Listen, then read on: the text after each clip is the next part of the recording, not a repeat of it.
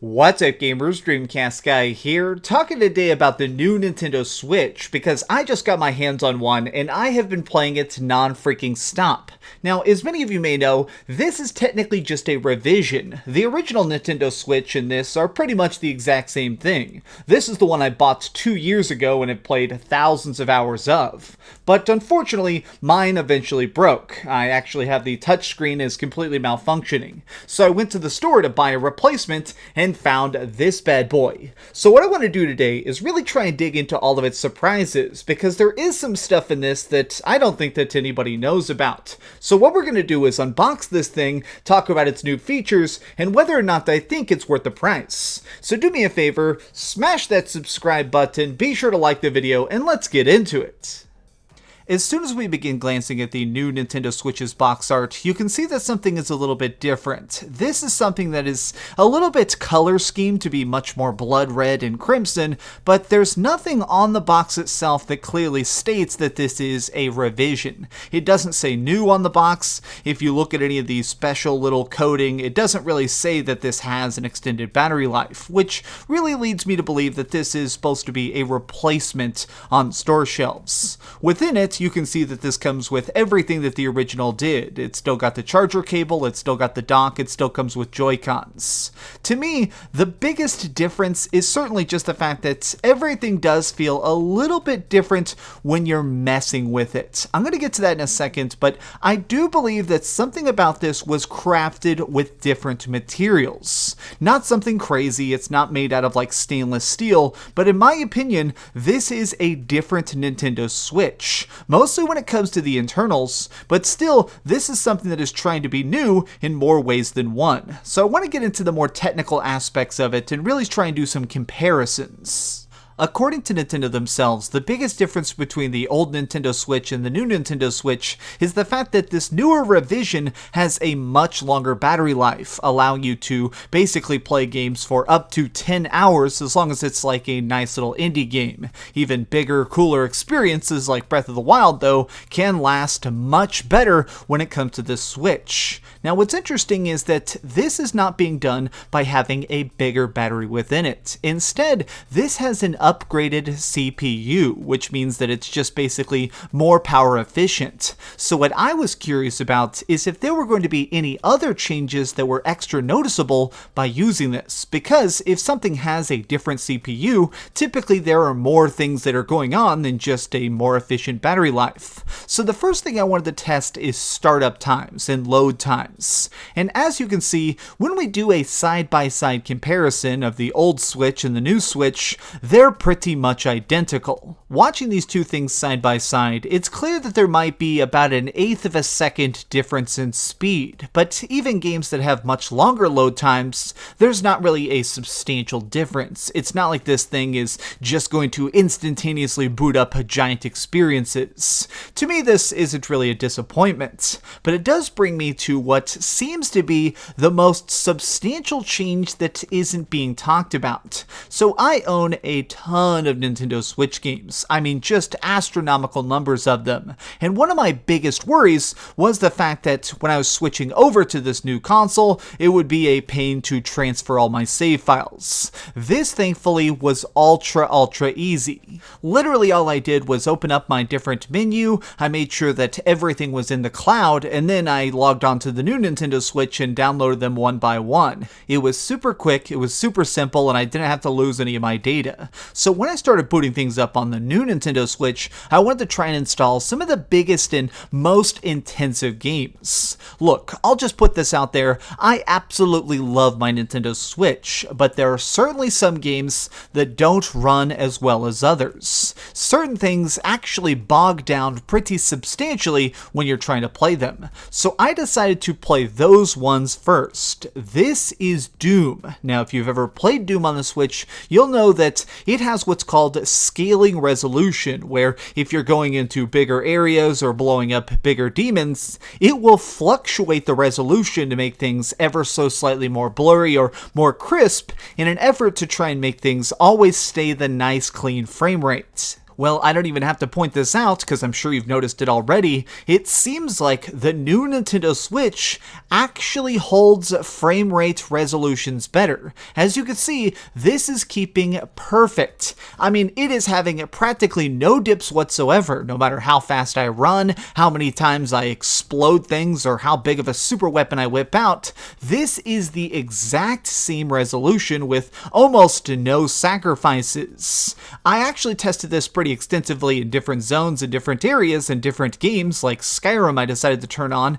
It seems like this is running things a little bit better. I mean, not a huge amount. This is not like completely reinventing the wheel, but in my opinion, this does seem like when it comes to the resolution specifically, this is working about 10% better, which to me is craziness. I love my Nintendo Switch, so getting a chance to see my favorite experiences on this be a little bit more stable is a huge benefit. Now, talking about the handheld mode, this is definitely the predominant reason that most people will probably be purchasing it because the extended battery life is very, very nice. Certain games, if you were playing it on the original Nintendo Switch, could drain the battery at astronomical speeds. Like, just as a completely hyperbolic example, if you were playing The Legend of Zelda Breath of the Wild with full volume on, of course playing the game and trying to do all big boss fights and doing something like the screen brightness all the way up,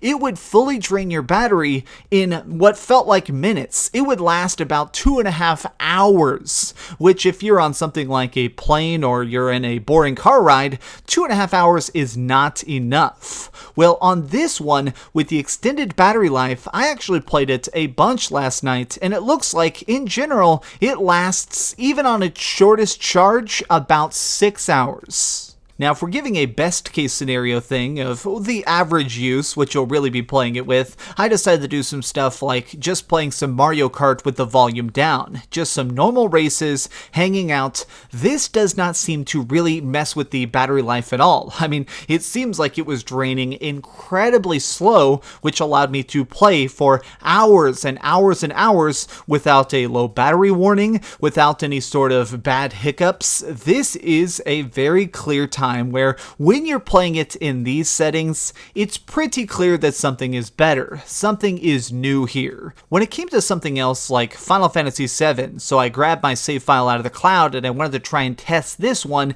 extensively because I am a Final Fantasy fanatic. And what I noticed is that it seems like in general, this is something that you could play for pretty much ever. I mean, it seems like it was not messing with the battery life at all. I tried to run it dead, and it's a little bit difficult to try and keep track of the math, but it does seem like if you are playing a lower power game, something like Final Fantasy VII, it does look like this works for about 9 hours on a single charge. Now, I do want to say, since this is the same battery, it is the exact same battery technology, it doesn't magically charge faster. It's not like it's going to be spending less time on the charger station. It's just one of those things that when you take it off, it works longer, and it certainly works better. The last thing I need to show you about the new Nintendo Switch is perhaps the thing that's the most difficult to contextualize on camera, but I'm going to do my best, which is that it does feel like the new Joy-Cons, they feel new. Now, I'm going to try and explain this as best I can. This is my original Nintendo Switch that I bought back in 2017, and this is the one that I bought yesterday, and I've been playing the heck out of. Now, as you can tell, obviously this is the Joy-Con Splatoon edition. I bought these separately later on. Well, even though these are nice new Joy-Cons, I've always had issues with taking them off. They always feel a little bit weird when I'm removing them from the console. They've definitely given me issues here and there. Whereas the new ones are incredibly easy to pop off. I mean, I could probably pop it off with my freaking pinky, but separately from this, it's a little bit difficult to describe. This one feels different. Maybe it's me, maybe it's the fact that this thing is just brand new and sparkly, but it does feel like this has a little bit of a different material to it. It does feel like this is something different. Let me change camera angles here real quick. Okay, so now that we have these side by side and it's super zoomed in, I wish that this would come through a little bit clearer on this camera, but the biggest thing is I do think that the new ones feel ever so slightly heavier. It does feel like they are just ever so slightly heavier, and like perhaps they're made of something that's meant to be a little bit more heavy duty.